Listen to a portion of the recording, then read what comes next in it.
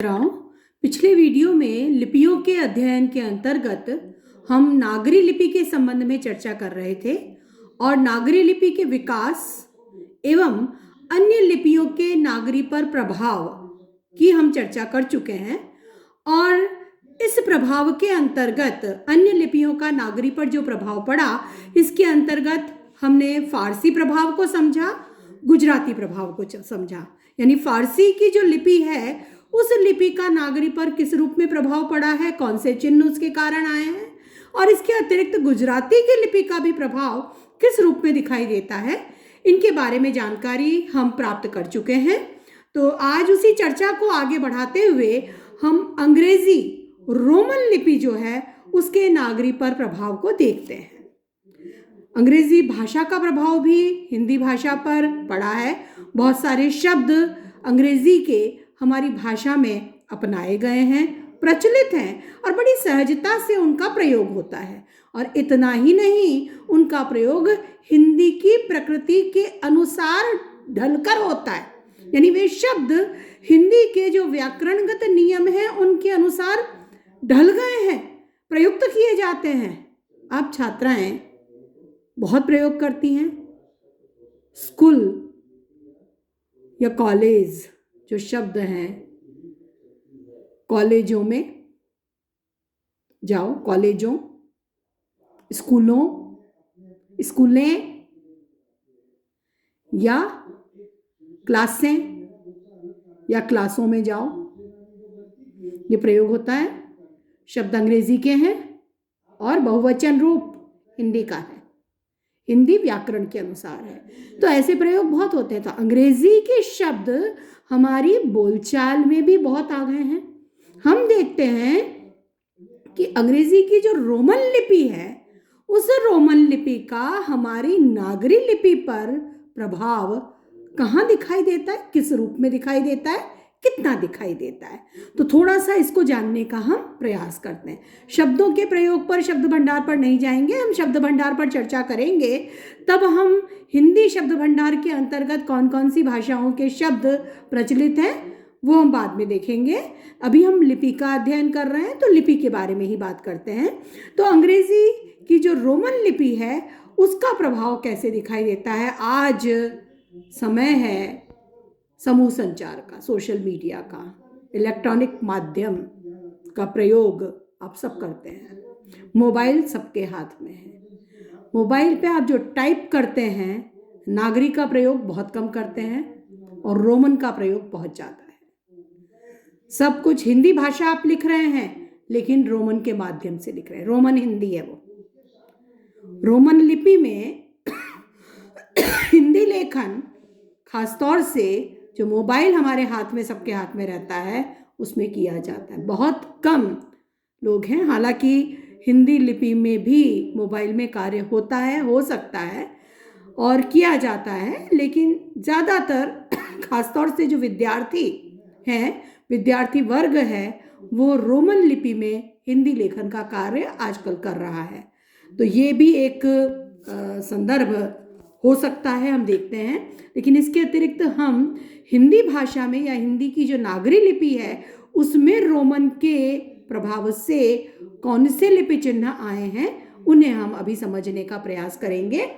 तो सबसे पहले तो हम देखें तो बहुत सारे शब्द जो हमारे यहाँ अंग्रेजी के प्रचलित हैं उनको लिखने के लिए नागरी में चिन्ह आया है और उसको हम देख लेते हैं। जैसे मैं आपको शब्द लिखकर बताती हूँ। प्रचलित है ऑफिस। अब यदि ये लिखेंगे ऑफिस, हिंदी का चिन्ह तो है ही नहीं, हिंदी की में तो है ही नहीं औ का चिन्ह, ठीक है। इसी प्रकार से कॉलेज, तो ये उच्चारण सही नहीं होगा इनका, ये तो कॉलेज है, कॉलेज नहीं है। ऑफिस है, ऑफिस नहीं है। तो हिंदी में एक चिन्ह जो अंग्रेजी के जो ध्वनिगत प्रभाव है उसके कारण अपनाया गया वो है औ। औ के लिए ये प्रयोग किया जाता है। हमारे यहाँ चंद्र बिंदु तो था, वो तो औ हो जाता है, लेकिन चंद्र बिंदु जो है उसको उसका बिंदु हटाकर केवल चंद्रमा बनाया जाता है। वो एक नया ध्वनि चिन्ह है जो अ को लिखने के लिए नागरी में अपनाया गया, और ऑफिस, कॉलेज जैसे जो शब्द हैं तो चंद्र बिंदु से ग्रहित करके जो अर्धचंद्राकार है उसको अपना करके ऑफिस, कॉलेज जैसे शब्दों को लिखा जाने लगा। अन्यथा जो नागरी लिपि के जो चिन्ह हैं उन चिन्हों के अनुसार तो ऑफिस, कॉलेज लिखा जाता, कॉलेज, ऑफिस, ऑफिस, कॉलेज, लेकिन ऑफिस, कॉलेज। तो ये जो ध्वनि चिन्ह है वो अंग्रेजी भाषा के इन शब्दों को, उस ध्वनि को व्यक्त करने के लिए अ जो ध्वनि है, हमारे यहाँ ओ है, औ है, और अ है, आ है। दो जो ध्वनि है वो हमारे यहाँ नहीं थी, तो उसका कोई लिपि चिन्ह भी नहीं था। तो जब यह ध्वनि हमारे यहाँ प्रयुक्त होने लगी खास करके अंग्रेजी के शब्दों में, तो उनको लिखने के लिए ये जो चंद्र बिंदु वाला हमारे पास जो चिन्ह था उसकी अर्धचंद्राकार आकृति को अपनाया गया। तो एक तो ये अंग्रेजी के प्रचार प्रसार के कारण यह प्रभाव लिपि पर पड़ा है और इसका प्रयोग अंग्रेजी में होने लगा। इसके अलावा जो हमारे यहाँ जो लिपि के जो विराम चिन्ह हैं, लेखन के अंदर विराम चिन्ह, इनकी हम बात कर लेते हैं थोड़ी सी। तो जो विराम चिन्ह है, उन विराम चिन्हों में हमारे यहाँ पहले क्या था, खड़ी पाई और दो पाई, ठीक है, इनका प्रयोग होता था, और अर्धवृत्त का प्रयोग भी होता था, कोष्ठक जिसको हम कहते हैं, अर्धवृत्ताकार आकृति, इनका प्रयोग भी होता था। तो लेकिन हम देखते हैं कि नागरी के प्रभाव से हम विराम के लिए कभी कभी वृत्त का प्रयोग करते थे या एक पाई और दो पाई का प्रयोग करते थे, लेकिन अंग्रेजी विराम चिन्हों के प्रभाव से हमारे यहाँ पर केवल पूर्ण विराम, अंग्रेजी में पूर्ण विराम के लिए क्या है, पॉइंट, ये पूर्ण विराम है अंग्रेजी में, लेकिन हिंदी में पूर्ण विराम के लिए तो ये रहा, लेकिन बाकी जो ये चिन्ह हैं, तरह तरह के जो विराम चिन्ह हैं, वो अंग्रेजी से हमने अपना लिए। अंग्रेजी विराम चिन्हों से हमें प्रभावित हुए, अंग्रेजी विराम चिन्हों से के प्रभाव के कारण अंग्रेजी के विराम चिन्ह लिए गए, और हम देखते हैं कि हिंदी में बहुत से लोग ऐसे भी मिल जाते हैं जो पूर्ण विराम के लिए खड़ी पाई के स्थान पर डॉट का प्रयोग करते हैं। तो ये जो विराम चिन्ह हैं ये हमारे यहाँ अंग्रेजी से आए हैं, और अंग्रेजी प्रभाव से विराम चिन्हों को अपनाया गया, उससे हिंदी और समृद्ध हुई है। जो खासतौर से जो नागरी लिपि है वो समृद्ध हुई है। उच्चारण के प्रति सतर्कता के कारण कभी कभी ह्रस्व ए और ओ के द्योतन के लिए ए और औ का प्रयोग भी होता है, कई बार होता है। इस प्रकार फारसी, मराठी, गुजराती, अंग्रेजी ध्वनियों के ज्ञान ने नागरी लिपि को प्रभावित और फलतः परिवर्तित और विकसित भी किया है। नागरी लिपि इनसे प्रभावित भी हुई है, इस कारण उसमें बदलाव भी आया और उसका विकास हुआ है। जब वो लिपि और अधिक ध्वनि चिन्हों को व्यक्त करने की सामर्थ्य से युक्त हो जाती है तो निश्चित रूप से हम उसे कहेंगे कि वो उससे विकसित हुई है। अब हम अगला लेते हैं बिंदु जिसके बारे में हमें चर्चा करनी है, वो है नागरी नाम। ये नागरी शब्द कहाँ से आया, इसे नागरी क्यों कहा गया। हमने नागरी का विकास भी देखा कैसे हुआ, ब्राह्मी से नागरी विकसित हुई है। अन्य लिपियों का प्रभाव पड़ के उसका स्वरूप कैसे परिवर्तित होता चला गया, वो और अधिक विकसित होती चली गई, यह भी हमने समझ लिया। किन किन लिपियों का प्रभाव नागरी लिपि के लिपि चिन्हों पर पड़ा है वो भी हमने समझने का प्रयास किया। अब हम बात करते हैं कि आखिर इसे नागरी क्यों कहा गया या नागरी नाम देने का कारण क्या रहा।